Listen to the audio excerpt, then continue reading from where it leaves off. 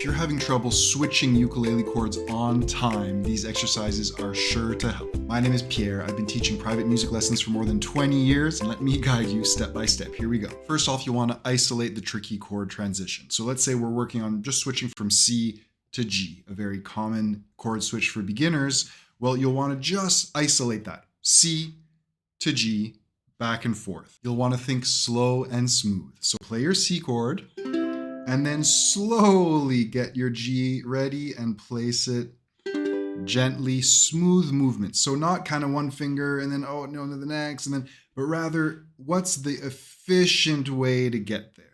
Okay, no rush. And work on that back and forth, kind of rocking back and forth between the chords many times. Switch, strum, switch, strum. So teach your fingers that kind of efficient path and repeat it in a very relaxed manner. Take your time with this. It might take a few days. And again, really work on one transition at a time. One hard chord, whether it's F to B flat or D to E minor, isolate that transition and repeat it. You can also try what I call the hover method, where let's say we go from D to G. I'll play D. Then as I go to the G chord, I'm going to pause right above the correct position and then place it. Strum my G and then switch slowly to D, but pause right above. So I'm getting my fingers used to that placement position right before I place it in a go in kind of one shot, right? So switch, hover above, get used to the correct position, then drop, and your fingertips should be right in the sweet spot to get a nice clean sound. Try the hover method as you work on these transitions. It's also okay to place fingers sequentially. So if I'm going, let's say, from G to B minor, I notice that I tend to place the bar first and then the ring finger up top. That's fine. So that you don't always have to place all your fingers immediately. So maybe when I go to G, I might want to favor placing my middle first and then add the other two. Just, a fraction of a second, but that can allow you to kind of anchor and then adjust the rest. Anchor the index, place the ring.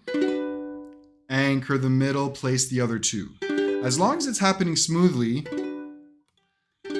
a fraction of a second as you add the others, that's an okay habit, and it'll still allow you to place the chords quickly with a nice clean sound and proper positioning. Real quick, this is just one of the 40+ step-by-step lessons from my new Ultimate Ukulele Strumming course. Learn to strum and sing with confidence. Check it out with the links in the description and the pinned comment. Thanks for your support. Even a simple like and subscribe really helps. Now let's get back to it. Of course, as you work on all these changes, make sure you're using the very tips of your fingers. Your thumb shouldn't be too high up. A little lower down can help you get a good angle so you're not blocking any of the strings. And listen for a nice clear sound. You can also pluck the strings one at a time. Switch, pluck one at a time. And that'll really help you develop good habits for a nice clean sound in your left hand. Next, you want to work on these switches in time. So what do I mean? Rhythmically, with a count. For example, 1 strum and then 2, 3, 4 afterwards. Let's go again, C to G, but I'll go strum, 2, 3, 4. Strum, 2, 3, 4. Strum, 2. So the switch itself is happening around 4 here. And I'm practicing that switching movement in time with the count of 4. It could also be with something like down, down, up, 3, 4.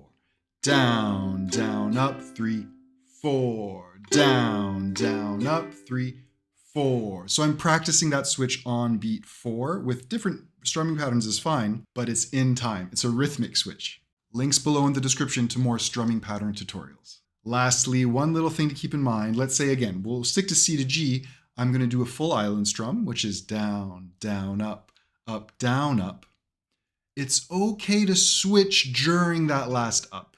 You don't have to commit to staying on the chord all the way to the last up and then switch quick before the down. There is wiggle room to kind of switch during the final up. You'll see what I mean here. If I do it naturally, 3, 4, down.